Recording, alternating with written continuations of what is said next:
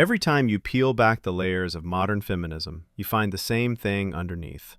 A generation of women who were sold a dream that made them miserable, and a system that punishes any woman who admits the truth. That's why conversations like this hit so hard, not because they're extreme, but because they expose how manufactured the entire narrative was.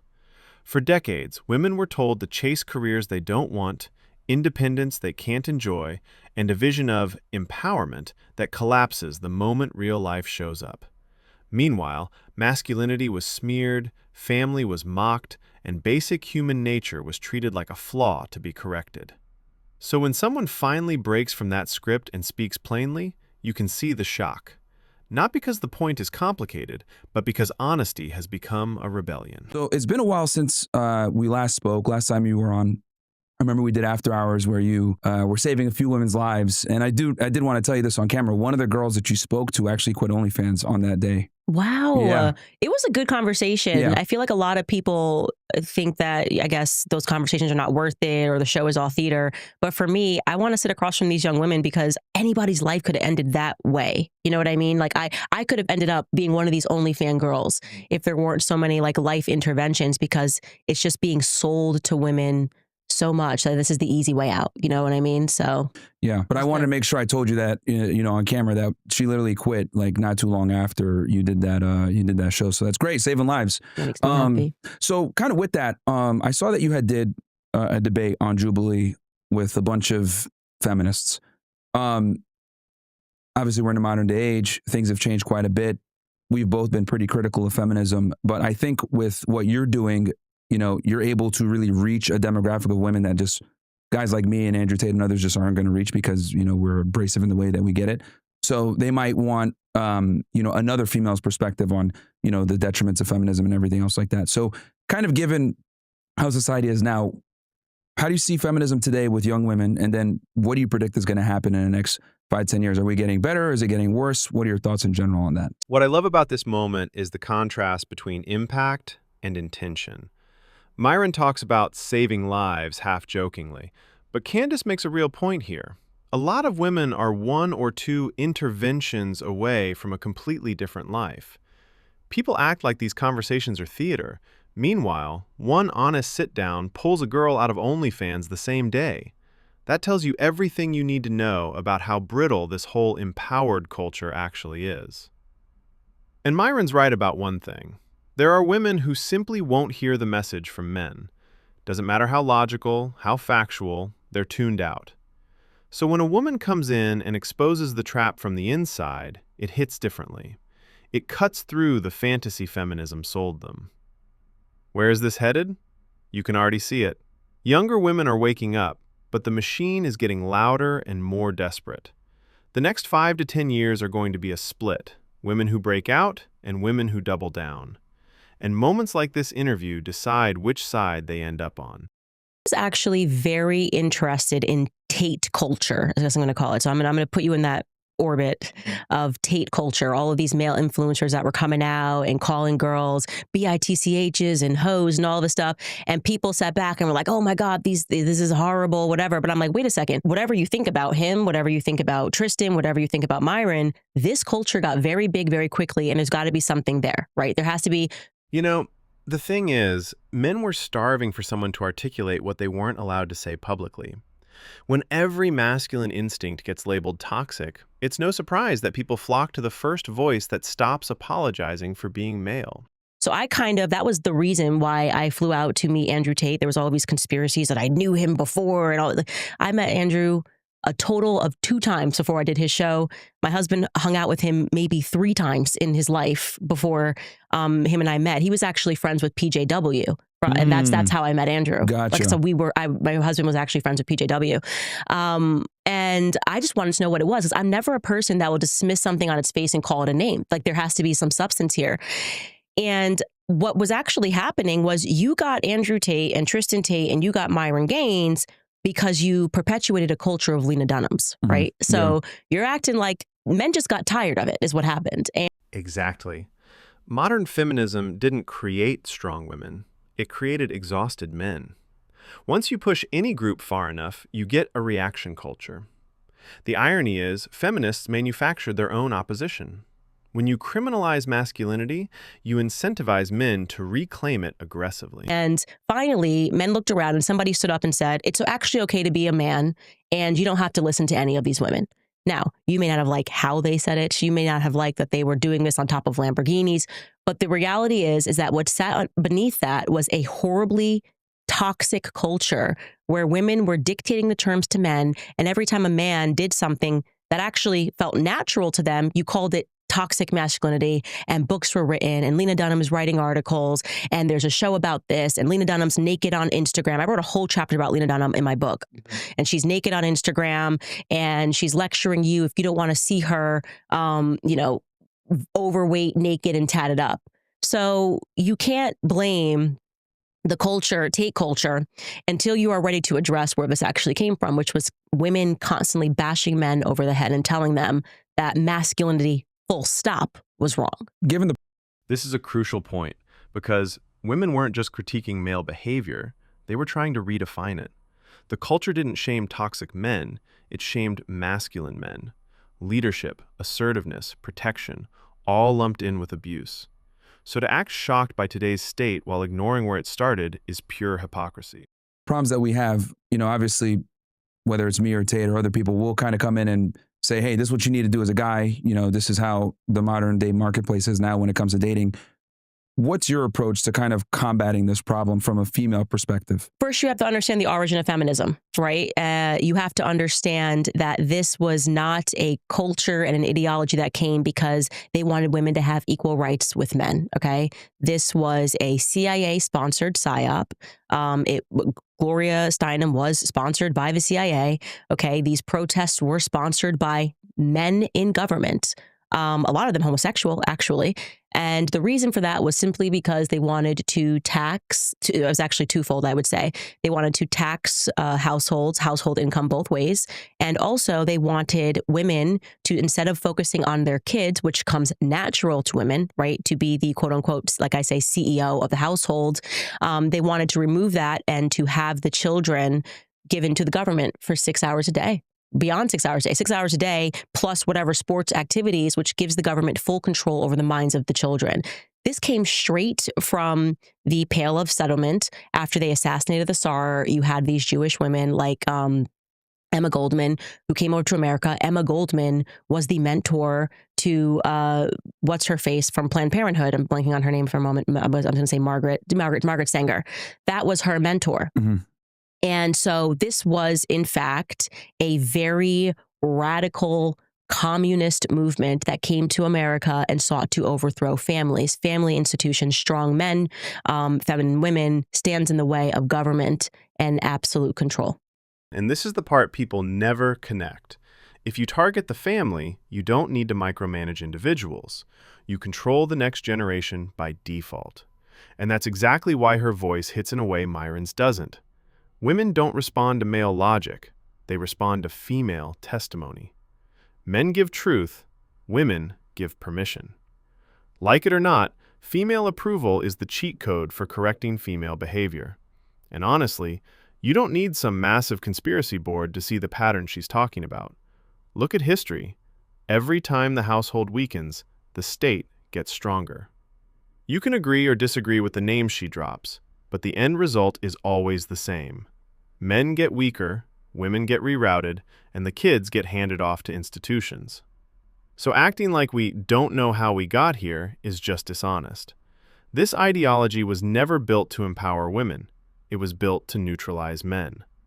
Once you understand the blueprint, the mess we're living in isn't shocking. It's exactly what you'd expect. In your book, Make 'Em a Sandwich, what are some of the things that you tell the women? Because I'm assuming it's a book that's going to be centered around how women can kind of get in the marketplace, find a long-term partner, get married. What are some of the strategies that you tell women to implement to find a partner?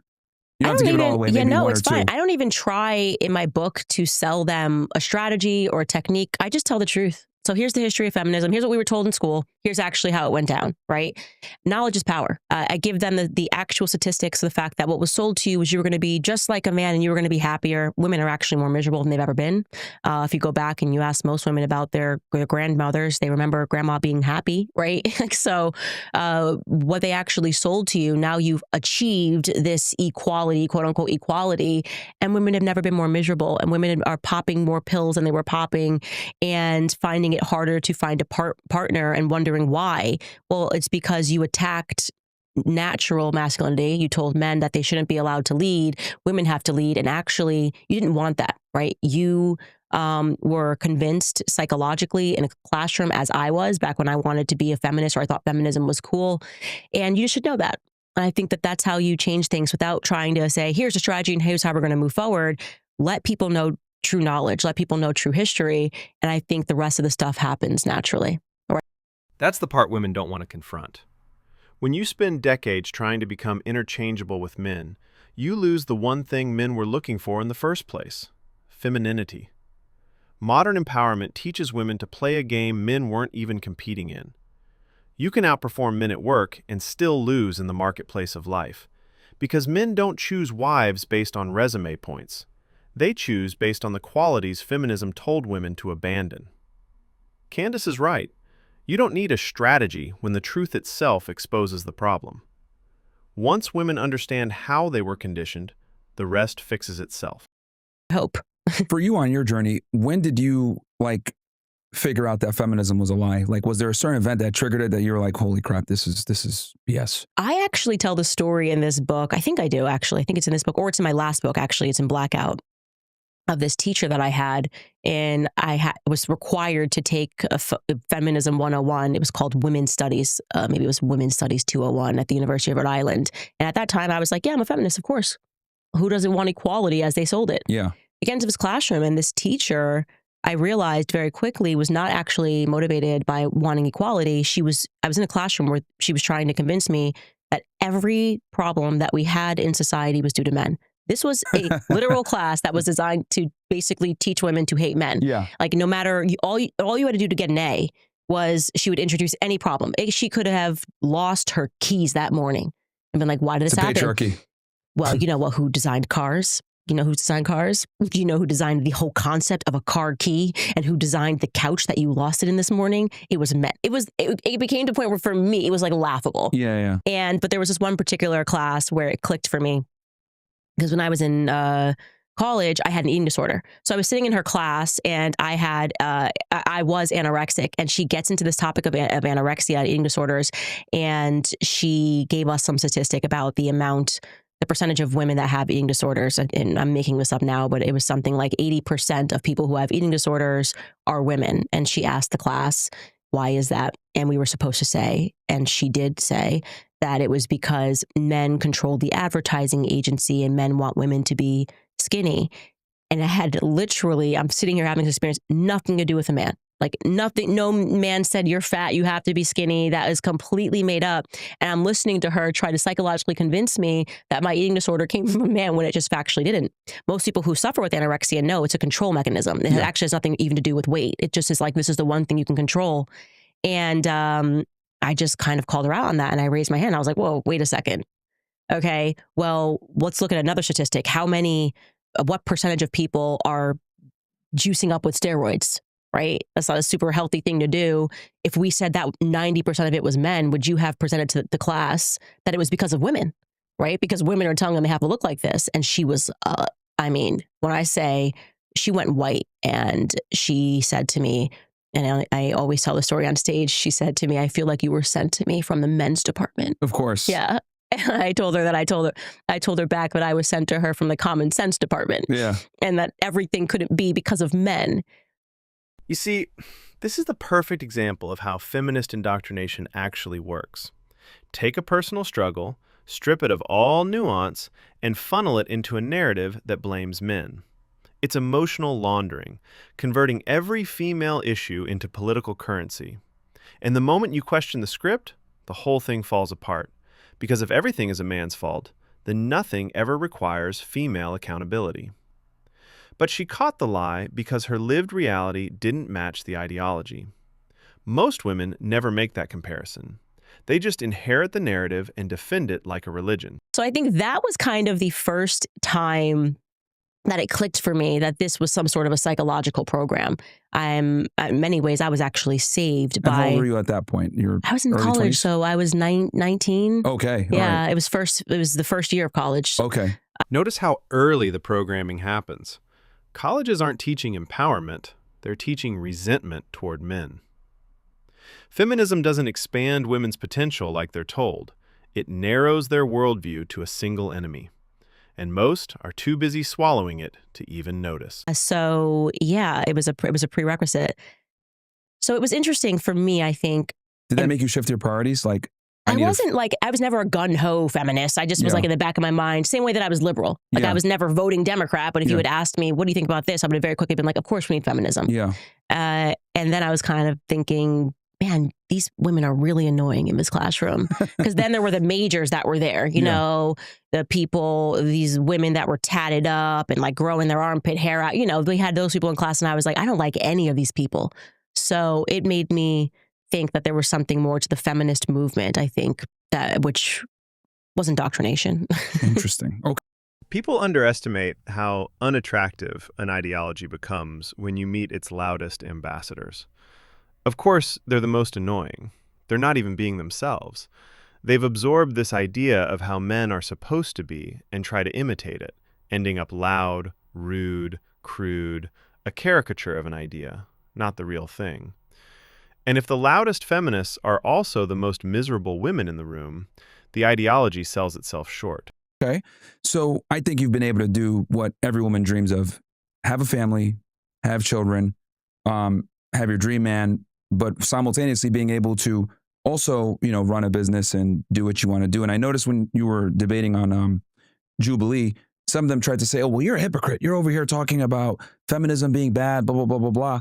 But, you know, you obviously have a lot of things set up where you maximize your ability to be with your family, right? You do your show, get out of there, spend time with your family. What would you say to the people that sit there and try to call you a hypocrite because, you know, you're successful in your own right, but you've been able to also balance a family, which many women can't do. They want to do it, but they can't do it.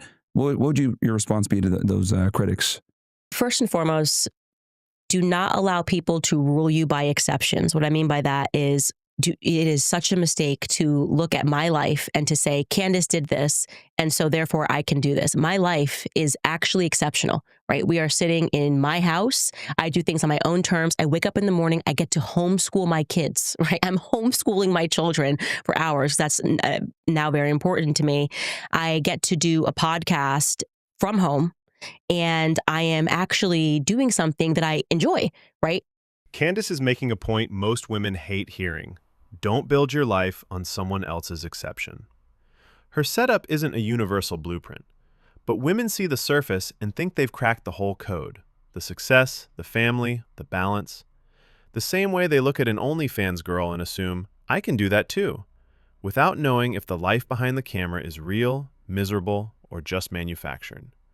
They buy the illusion and ignore the structure. What is the number one thing? If you find any woman that makes it and she's successful, what is she doing? She's tapping into her femininity, communication. Women communicate more than men. I have a whole chapter on this. If you have a daughter and a son, you know this. Girls start speaking faster, and we will speak more words from men for the rest of our lives. And when you actually look, and I ask people in this chapter, if I ask you the question right now, who is the most successful man in the world? Just give me your answer. If you have to name a couple of them. I was going to say, like, from a financial perspective? Yeah, sure. Full stop. If I said who's the most successful man in the world, you would could say like the richest guy in the world, who would be Elon, even though it pains me to say that. But okay, yeah, no, but that's the right. You would say Elon, or you would say something based on meritocracy, finances, and you would status. say Jeff Bezos. Precisely. Everyone would say the same answers, right? Yep. If I ask you who is the most successful woman in the world, what would you say? That's where it gets right. I see what you're saying. Like, what is it? Like, off the top of your mind, like what are the names that come to your mind? Yeah, it's an ambiguous. Like, you're like, okay, well, are we going to go off career? Are we going to go off where? But most people would say like Taylor Swift or Oprah. Mm-hmm.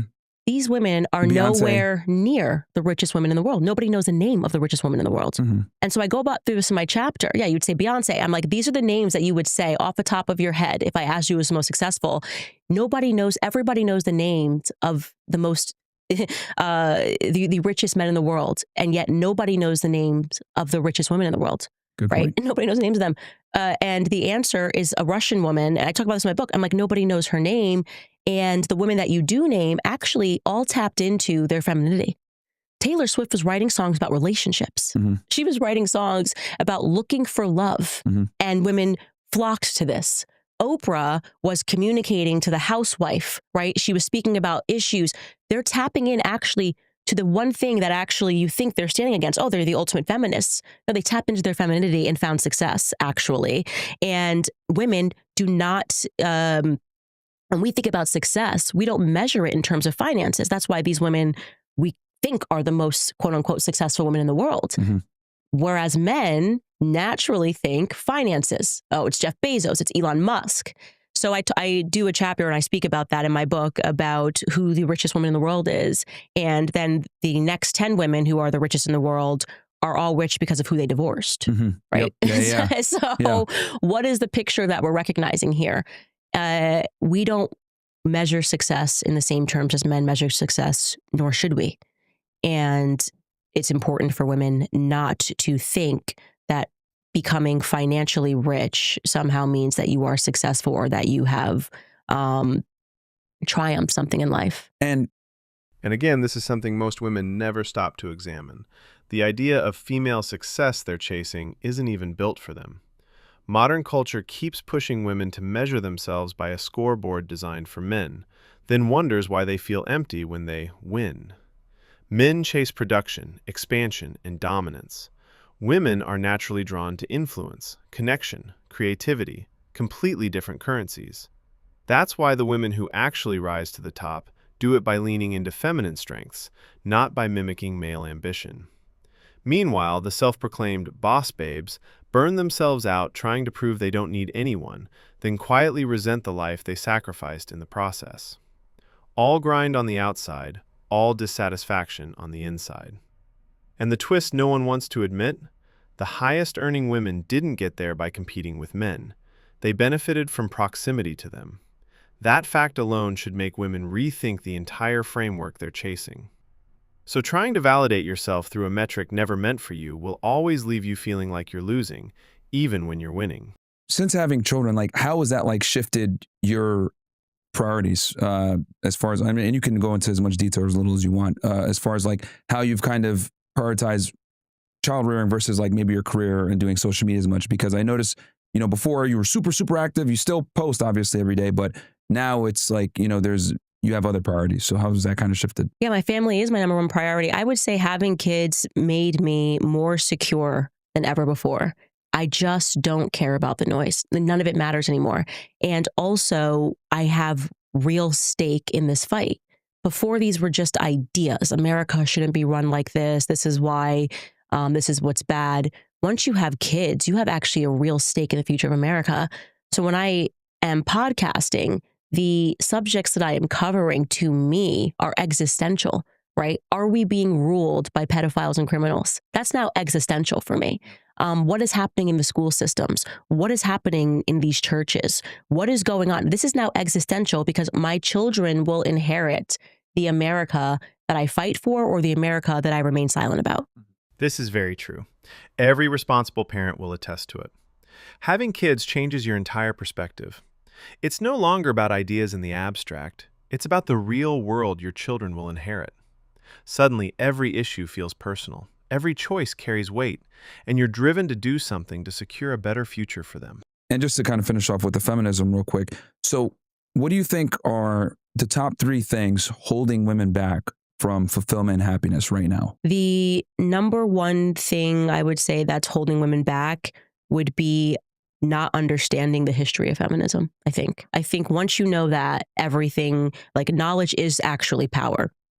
I would say the second thing that's holding them back is the psychology of peer pressure. And that is the psychology and the peer pressure starts when we are in school. with women being told you have to go to college, you have to have a career. The last thing you should be thinking about, you have plenty of time. You don't actually have plenty of time. Biologically speaking, you literally don't have plenty of time. Men might have plenty of time, biologically speaking, but your body is telling you don't. And so I think, and then that kind of gets into the education. The education system truly is just Soviet propaganda in the classrooms. So those would be the top two things. And so they're ignoring their gut instinct and following the herd. So understanding what feminism is and how it came into place Historically. makes it a lot easier to understand everything else. This is the core of it. Fulfillment for women isn't about gadgets, careers, or endless comparison.